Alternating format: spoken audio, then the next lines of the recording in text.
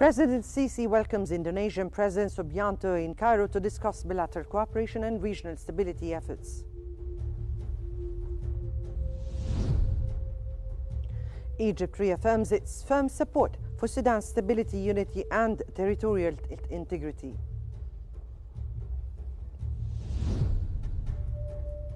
And forum at the Antalya Diplomacy Forum praise Egypt for facilitating a Gaza ceasefire.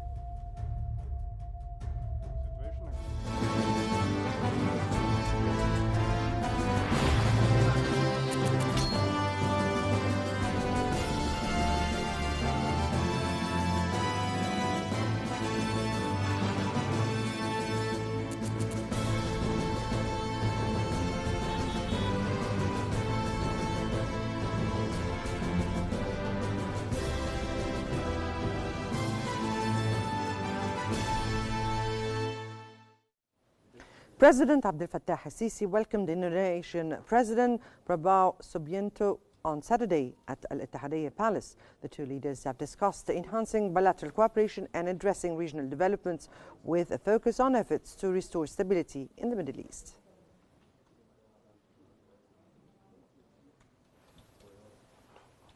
President Abdel Fattah El Sisi and his Indonesian counterpart Prabowo Subianto signed a declaration elevating bilateral relations to the level of a strategic partnership. During their meeting at the Ittihadiyya Palace, the two leaders discussed ways to enhance defense cooperation through training, capacity building, and the exchange of expertise in light of the growing regional and international challenges that necessitate close coordination with friendly and brotherly nations. Presidential spokesperson Ambassador Mohammed Shenawi stated that President Sisi reviewed Egypt's efforts to reach a ceasefire agreement in Gaza and to ensure the delivery of humanitarian aid. Both sides emphasized the urgent need to begin the reconstruction of the Gaza Strip without the displacement of its residents.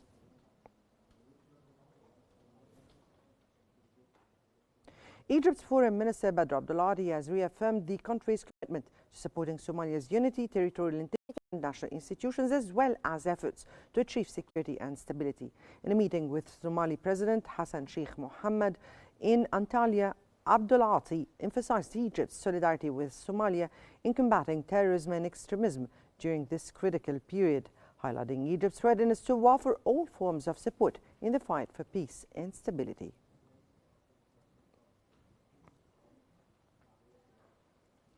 Egypt's Foreign Minister Badr Abdulati has reaffirmed Egypt's firm support for Sudan's stability, unity and territorial integrity. In his meeting with Sudan's Transitional Sovereign Council Chairman General Abdel Fattah al-Burhan, Abdulati emphasized Egypt's commitment to continuing joint cooperation between the two countries, building on the strong historical ties and deep-rooted relations.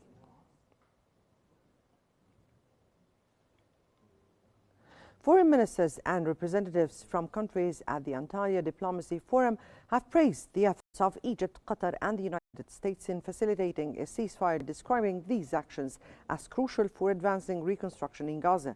In a joint statement issued at the conclusion of a ministerial meeting, participants urged for the unification of Gaza with the West Bank, including East Jerusalem, under the Palestinian Authority.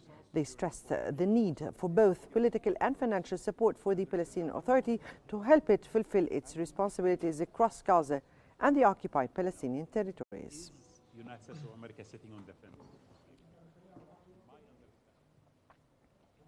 Egypt's Minister of Planning, Economic Development and International Cooperation, Rania Al-Mashat, praised the strong bilateral ties with Kuwait, calling them rather ideal for fostering deeper regional relations. Al-Mashat made the remarks during a meeting with Kuwaiti Minister of Finance and Minister of State for Economic Affairs and Investment, Noura Suleiman Al-Fassam, on the sidelines of the joint annual meetings of the Arab authorities in Kuwait. The two discussed areas of cooperation focusing on planning, economic development and international cooperation.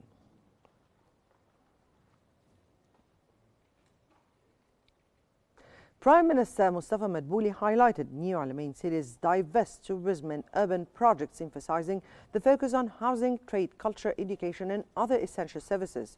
During an inspection tour of the city's ongoing development, Madbouli stated that this visit is part of his broader efforts to monitor urban projects across the country. He also noted that today's tour will begin with a comprehensive meeting to review the progress of various projects in New Alamein City.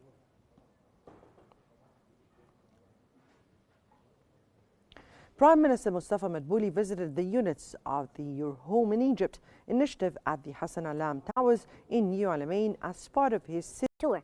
Minister of Housing Sharif Al-Sharbini announced that the first phase of the initiative includes 5,055 residential units, including apartments and villas across the 9 cities, with New Alamein being one of the key locations.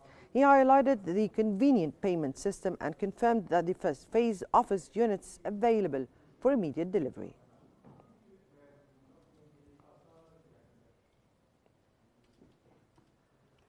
Khalda Petroleum Company has announced 3 new discoveries of crude oil and gas in its concession areas in the Western Desert. The Petroleum Ministry stated that these discoveries will add a storage capacity of 12 million barrels of oil. The ministry also commended Apache Company for its significant contribution to these findings, which will drive further development in the natural gas and crude oil sectors in the region.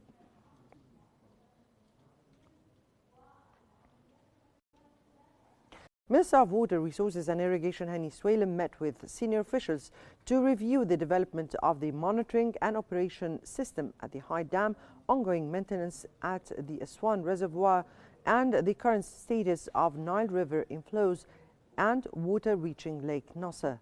The minister stressed the importance of upgrading the High Dam system as part of Egypt's second-generation irrigation initiative, highlighting the dam's critical role as Egypt's most significant water infrastructure and one of the greatest engineering achievements of the 20th century.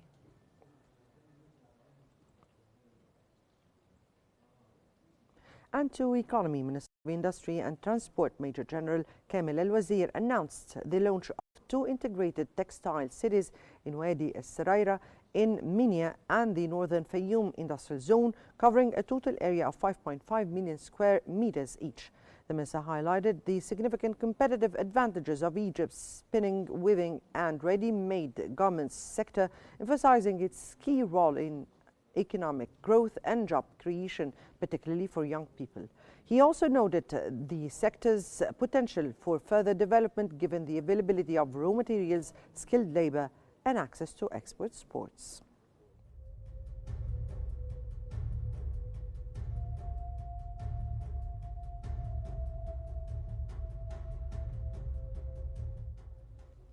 Minister of Housing Sharif Al-Sharbini announced that the specification booklets for the first phase of the 30,088 housing units will be available next Tuesday. The minister noted that this offering, part of a larger project of around 400,000 housing units, is the largest ever prepared by the Ministry of Housing. The initiative is in line with President El Sisi's directives to provide suitable housing for all income levels and represents a key step towards realizing the state's vision of providing adequate housing for every citizen.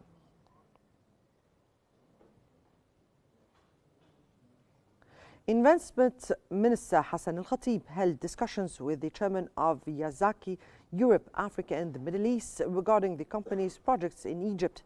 Al-Khatib emphasized the government's readiness to support Japanese companies investing and expanding in the Egyptian market. He highlighted the significant opportunities for Japanese companies, particularly in the fields of industry and innovation, to benefit from Egypt's growing investment prospects.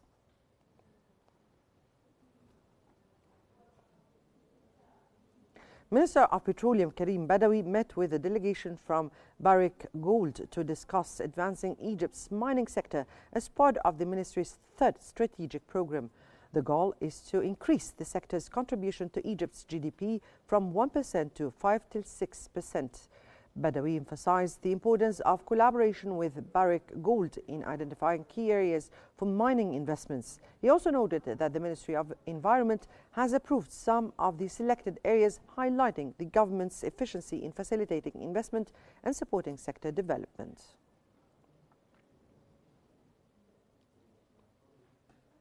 And moving on to sports. Soccer team Al Ahly aims to close the 4-point gap on Egyptian Premier League leaders Pyramids FC when the two sides meet at Saturday at the 30th June Stadium.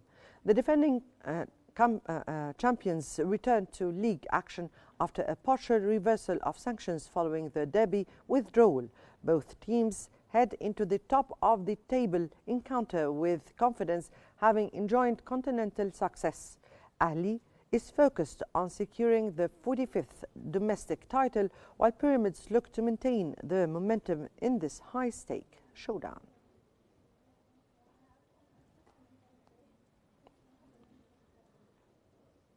Egyptian forward Omar Marmoush scored as Manchester City mounted a dramatic comeback from 2 goals down to defeat Crystal Palace 5-2 in the Premier League. Marmoush netted City's second goal in the first half blitz, taking his tally to 6 goals since joining in January.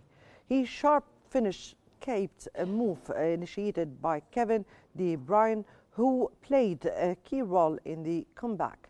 The win propels City to 4th place, boosting their hopes of qualifying for the Champions League.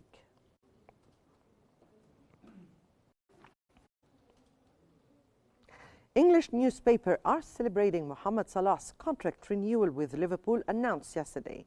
The Mirror led with the headline, "A deal fit for a king," emphasizing the club's agreement to meet Salah's financial demands. The Daily Mail reported his weekly wage at 370,000 sterling, while the Telegraph confirmed he signed a 2-year deal. The Daily Express described the contract as a record-breaking 50 million sterling deal, predicting a brilliant future for the Egyptian star at Anfield.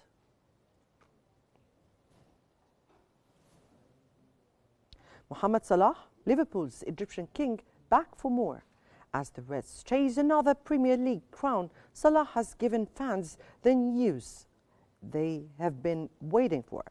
He's staying.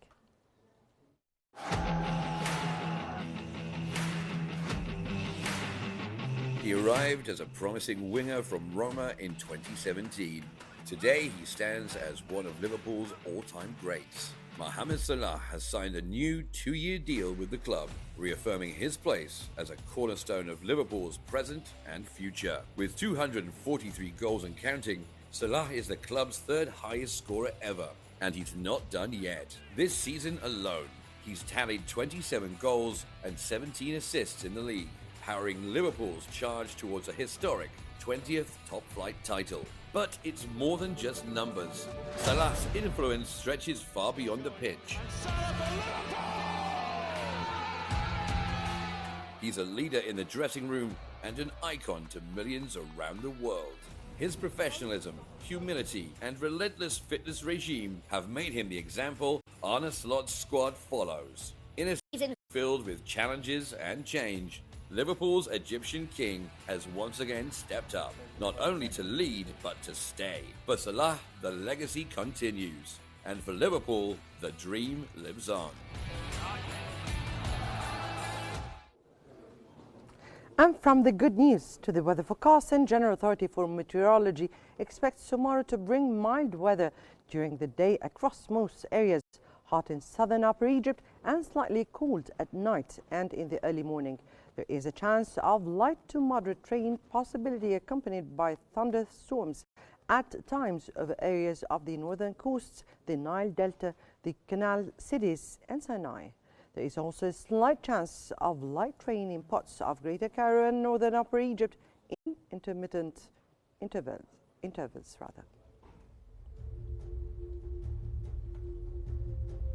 And that brings us to the end of our news bulletin. Here is what we've been covering. President El Sisi welcomes Indonesian President Subianto in Cairo to discuss bilateral cooperation and regional stability efforts.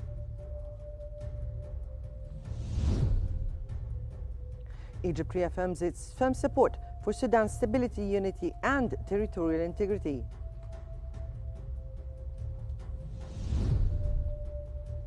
And foreign ministers at the Antalya Diplomacy Forum praise Egypt for facilitating a Gaza ceasefire. On that, so for now, remember to stay updated by following Qnews for the latest developments. Many thanks for watching.